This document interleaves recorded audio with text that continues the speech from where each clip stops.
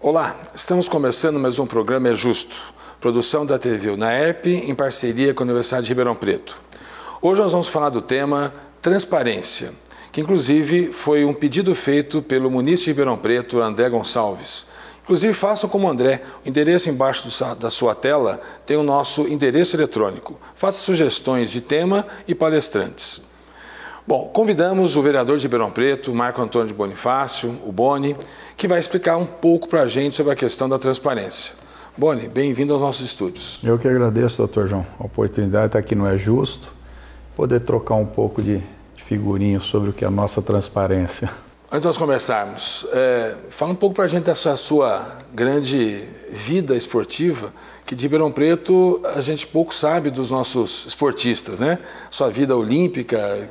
Começou cedo, né, na recreativa, 12 anos, fui logo para a seleção brasileira infanto-juvenil, aí fui na seleção juvenil, seleção adulta, joguei nas principais equipes na época, Pirelli, Minas Tênis Clube, Paulistano, Palmeiras, joguei 4 temporadas na Itália, e depois que eu aposentei o tênis, né, aí eu voltei na comissão técnica da seleção brasileira com o Zé Roberto Guimarães, participei das 3 últimas Olimpíadas, onde nos consagramos bicampeões olímpicos, Pequim e Londres, perdemos no Rio de Janeiro. Então dá para ter uma trajetória interessante esportivamente. E que mudança, hein? Do esporte para a política, né? É, bem contrastante mesmo. Vamos. O que significa a transparência que tanta gente escuta nas mídias, na televisão, nos jornais, que tanto é falado essa questão da transparência? A transparência, João, ela vem de uma lei, acho que de 2010, alguma bem antiga até. Só que, para mim, a transparência ela envolve não apenas números, mas você apresentar através das suas ações e atos os gastos, você mostrar quais são suas atitudes que demonstram transparência, como adesivamento do carro da Câmara, isso é um sinal de transparência, ou como funciona seu gabinete, isso são atos de transparência. Então é você tornar público ao munícipe, aquele que paga todas essas dívidas, quais são seus atos e ações que contribuam para isso, ou quais são os gastos que você tem gerado. Hoje todo órgão público é obrigado a fazer essa demonstração da utilização do dinheiro público. Eu acho que a transparência e a demonstração são coisas até bem ligadas e talvez um pouco até distintas pelas leis, que depois tornou-se obrigatória a apresentação de um site de transparência. Então, na verdade, é você botar de forma eletrônica aquilo que o munícipe está questionando. Ou então você viabilizar de forma eletrônica questionamentos para o munícipe. Como nós temos na Câmara o ESIC, que é uma forma da pessoa fazer seus requerimentos, fazendo algum tipo de questionamento de gasto, ou de qualquer que seja a dúvida ou o questionamento que ele tenha a ser feito. Mas hoje nós temos também o portal da transparência, onde nós estamos alimentando constantemente, hoje bem básico, porque o nosso sistema não nos dá essas possibilidades, então da gente colocar quanto que é um custo, por exemplo, a folha de pagamento, quanto que ganha meus assessores, quanto que ganha o vereador, quanto que se gasta com gasolina, quanto que se gasta com selo. Então os itens básicos que o site nosso nos suporta a dar essas informações. Mas é bem básico hoje, de imediato. Tanto a Câmara Municipal, que é o Legislativo, como o Poder Executivo, a Prefeitura, tem que fazer essa transparência dos seus gastos. Tem, e é um direito até do munícipe, mesmo que às vezes o determinado setor não veja, ou como Executivo ou Legislativo. Nós hoje estamos tendo um questionamento muito forte sobre a transparência, e eu que estou responsável sobre essa parte, até mesmo de alimentar o pouco de dados que a gente tem no nosso site de transparência. Mas por que nós não estamos falando, quando eles questionam sobre licitações, tudo? Porque hoje o nosso site está um pouco ultrapassado. A gente, mesmo tendo a informação, a gente não tem como expô-la à publicidade, ao público. Então nós estamos fazendo agora, já houve o edital, vai ter uma licitação, vai ocorrer o pregão em breve, para que a gente mude todo o sistema nosso de gestão pública contábil e também o legislativo, que são coisas que estão ultrapassadas há mais de 20 anos. Talvez não só Ribeirão Preto, né? Acho que quase todas as cidades. Todas as cidades estão se enquadrando dentro desse padrão. Para você ter uma ideia, eu tenho me aprofundado um pouco mais nesses estudos, cidades que adotaram sistemas parecidos de gestão pública, como a gente vai abrir a licitação, que estava, por exemplo, dentro de um ranking nacional de transparência, com uma nota de 4,2, só de ter essa mudança desse site, do sistema, ele passou para uma média de 9,6 em transparência, de informação, tudo. Porque é o que eu te falei, hoje se nós formos jogarmos um dado dentro do nosso site de transparência, nós temos que montar uma planilha de Excel, uma pessoa dentro do nosso CPD, um técnico nosso de informada, TI, ele monta, manda para a Coderp disponibiliza um funcionário lá, colocar no site, que é o nosso site. Então hoje, na verdade, tem uma burocracia muito grande e ineficiência do site para a gente colocar. Por exemplo, às vezes querem saber sobre licitação, nós não temos um portal que sustente essa informação para a gente possa dar ao município. Nós temos o dado, podemos passar claramente, mas não tem como deixá-lo dentro do nosso site de transparência, porque ele não suporta isso.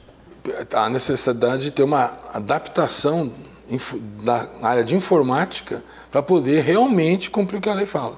Eu faço uma comparação para você agora, é o seguinte, a gente tem evoluído, o quanto tem se transformado de forma muito rápida, toda essa parte nossa de informatização, computador, sites e... Aí eu te pergunto, nós estamos com um site, um programa de gestão pública, lá nossa contábil, de 98. Então imagina... 98? Imagina como nós estamos defasados. Então nós passamos por um processo de informática que até 2013 era feita por uma empresa, depois a Coderp assinou, assumiu, não tinha suporte para fazer toda a migração de banco de dados. O nosso legislativo não tem um banco de dados com compilação de leis. Então hoje a duplicidade de leis se dá porque quando um funcionário precisa ver alguma coisa de lei, ele precisa ir nos papéis e procurar. Absurdo, né? Nós estamos falando de Ribeirão Preto, uma cidade com 700 mil habitantes aproximadamente. Então, realmente é um absurdo. Há muita confusão também a respeito da lei da transparência com acesso à informação. São coisas distintas. Não, é aquilo que eu te falei no início. Quando você fala a lei de acesso à informação, muita gente acha, por exemplo... Que é a transparência. Que é a transparência. Mas, na verdade, às vezes nem demonstra a transparência que a pessoa está procurando. É o que eu falei, muitas coisas que são das minhas atitudes demonstram transparência. E, de repente, dentro da lei de informação ao público, não é necessário dar. Por exemplo, eu lembro que quando a gente começou a mudar no começo do ano, lá no Legislativo, na Câmara Municipal, a informação dos vencimentos dos efetivos. Nós começamos a colocar o que o Ministério Público mandava, o Tribunal de Contas, que era a matrícula. A matrícula fica muito evasiva, porque você não sabe ainda identificar número, né? quem é um número. Então, nós próprios tomamos uma decisão que, mesmo sendo além disso, nós colocamos o nome da pessoa, colocamos uma matrícula. Hoje você tem toda a informação que você necessita, mesmo que em determinados quesitos a lei nos contemple de forma diferente, nós estamos indo além. A transparência nossa, dentro do possível, vai ser o mais possível, o mais transparente possível. Mesmo que vá além do que a lei permita. Se a lei fala, não, é preciso só o número da matrícula. Não, vamos botar o nome. Qual que é o problema de botar o nome de quem? É público. É público, entendeu? Vencimento. Gabinete. Com esses novos sistemas que nós estamos vendo de gestão pública, a Câmara, ela passa a ser um almoxarifado, mas cada gabinete vai ser um almoxarifado. A partir do individualmente falando. Completamente. Então hoje, a partir do momento que a gente tem lá só a informação da gasolina ou da quantidade de selo de papel, a gente vai não só quantificar, mas também qualificar o gasto disso daí. Porque quando sair do almoxarifado lá da Câmara e for para o gabinete, você vai saber que foi quantas canetas foram e o preço de cada caneta. Então você vai ter um gasto real. Então, ou seja, cada gabinete passa a ser de forma independente também um almoxarifado particular. Então não era só o preço da gasolina ou quanto gasta de telefone. Vai ter muito mais coisa. Aí talvez está a função da transparência, realmente saber como está sendo gasto o dinheiro público. Mas se você está gastando de forma abusiva, de forma lesiva ao próprio cidadão. Isso. Não, mas é isso que o pessoal, o público quer. Uma outra coisa que é muito questionada, agora isso daí é difícil agradar a todos, é que eles querem fazer uma determinada pesquisa e quando ele entra no computador ele dá um clique e aparece tudo. Isso não vai difícil, impossível. É complicado, porque você tem várias pastas, você tem vários para estar setores, departamentos. Para estar sentando. Eles falam, é muito complicado. Não, às vezes para você acessar uma coisa, você precisa dar 3 cliques, até que é normal. Ah, mas isso facilita a pessoa que tem informação e quem não tem não facilita. Não, bastando saber ler, escrever, ou ter uma noção básica, como qualquer criança hoje tem no computador, ele vai poder ter acesso. Então a gente tem alguns questionamentos, queremos ter uma... Hoje tá realmente, eu sou conivente com a situação, é muito ruim o nosso site em termos de transparência, mas a partir do momento que nós mudarmos o nosso site em termos de legislativo e mudarmos de gestão pública contábil, vamos entrar em outra era. Aí sim você vai ter um acesso muito maior às informações, de forma mais rápidas e contínuas também. Porque às vezes você quer ver uma coisa que foi feita na licitação, que você, tal licitação, você vai ver todo o andamento dela até o produto final. Qual foi o gabinete ou qual foi o carro. A transparência hoje em Ribeirão Preto, da Câmara Municipal e da Prefeitura Municipal, o sistema é o mesmo? Ou olha, há uma linguagem diferente entre eles? Na verdade, os dois são alimentados pela CODERP. Eu, particularmente, vejo muita falha dentro da CODERP, que ela não é, o próprio superintendente nos falou, eles não acompanharam a evolução.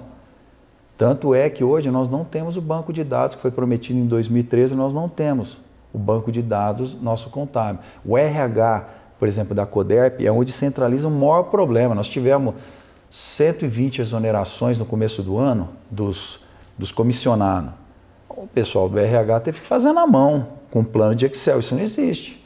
E quando questionado ao pessoal da CODERP, eles mesmos falaram, realmente o nosso maior problema é RH. Agora, nós não podemos esperar que a CODERP desenvolva um projeto, que não é coisa que você faça em um mês, 2 meses, para suprir as nossas necessidades. Assim como eu perguntei, você tem como fazer toda a compilação de dados que nós precisamos? Eles falaram, não temos. Então é diferente, igual nós vamos pegar um plano legislativo, que é o Interlese, que apesar de ser uma plataforma free, para que supra todas as nossas necessidades, várias coisas terão que ser implantadas. Por exemplo, nós não temos uma compilação de leis. É o que eu te falei, às vezes você vai ver uma duplicidade de lei, o cara pega no papel e vai procurar. Aí o risco de um vereador já propor um projeto de lei que já existe. E está ocorrendo já. E sem falar de um colapso que pode entrar a qualquer momento. Ali nós estamos super ultrapassados. Então hoje nós estamos vendo a base que é free, nós vamos fazer toda uma reestruturação nela de implante, onde, por exemplo, nós vamos trabalhar de forma totalmente digital, a assinatura é com token. Isso quem faz hoje talvez assista em poucas cidades que fazem. Nós somos em Campinas ver como é usado o Interlese, porque o Interlese, apesar de falar que é uma plataforma free, na verdade ela é só um suporte. Porque por detrás disso tem vários... Por trás disso você começa a pôr, por exemplo, o pessoal de Campinas, que desenvolveu lá, falaram que eles desenvolveram em Dayatuba um outro suporte que dentro do Interlese de monitorar uma relação da portaria da Câmara com os gabinetes, uma coisa que nós temos um problema aqui dentro. Então isso são suportes que você tem que desenvolver e encampar dentro dessa plataforma que é firme. E há uma responsabilidade para o político que não cumpre a transparência, tanto do prefeito como do presidente da Câmara, né? Eu vejo hoje que, eu acho que a prefeitura vai passar a ter logo algum problema grave quanto à transparência. Porque eu não acredito que o suporte que eles têm de transparência logo corrobore com tudo aquilo que vai ser preciso. Atender tudo que a lei exige. Que é uma lei federal, né? Eu sei que, por exemplo, o DAERP tem um problema muito grave de não conseguir emitir o boleto com o nome da pessoa porque não tem um programa que foi desenvolvido. Então você tem que pegar um grupo dentro da CODERP em cima disso e desenvolver. Tem pessoas extremamente competentes dentro da CODERP que eu conheço, mas precisam desenvolver essas áreas. E o que mesmo a superintendente falou, que eles não acompanharam esse desenvolvimento tecnológico. Então é complicado. Eu acho assim. E por detrás disso também tem outros milhões de problemas, que o cidadão pode não querer achar, mas ele tem que ter acesso a essa informação. Vai criar um sistema de... como já existe, o senhor falou agora há pouco, do ESIC, né? De ter que fazer as perguntas, né? E aí vai ter que dar a resposta em razão da própria transparência. Não, isso tudo é um efeito cascata. Por exemplo, nós temos hoje o ESIC. O ESIC é um órgão nosso que ele é subordinado até uma ouvidoria. E nós não temos a ouvidoria, então nós estamos também... temos que criar. Tendo que criar uma ouvidoria. Porém, temos que criar uma ouvidoria de forma bem simples. E não uma coisa estritamente complexa, onde a gente tem que ter telefonistas que, dentro de algumas concepções que foram apresentadas, precisam ser um expert em tudo, para poder dar informação. Não, a informação tem que ser curta e grossa em cima daquilo que vai ser feito e o caminho a ser tomado. Você ouve o munícipe. Mas é duro, por exemplo, te dando aqui um exemplo, você liga na ouvidoria, você quer saber quanto que custa os assessores do gabinete de determinado vereador. Tudo bem, ele te dá essa informação, ao mesmo tempo ele fala, quero saber sobre a licitação que eu... Como que essa pessoa vai saber dos gabinetes, da licitação, dos requerimentos? Gasto de recursos humanos e gasto de material. material. Então, o que acontece? Nós temos um veículo muito forte, que nós temos perante toda a legislação para ser respondido, para dar as informações ao munícipe, que é o ESIC. Ele entra com um requerimento, ele entra com o pedido dele, e nós temos um tempo para responder e precisamos dar a resposta. Entendeu? Então, já tem um caminho.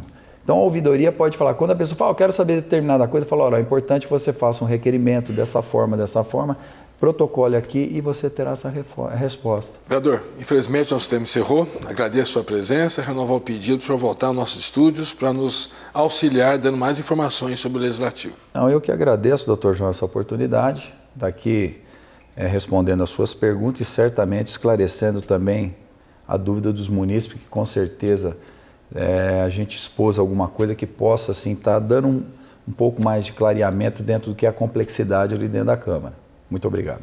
E a você, meu telespectador, muito obrigado pela sua atenção. Renovo o pedido para o nosso novo encontro de outro assunto de interesse à sociedade. Até a próxima.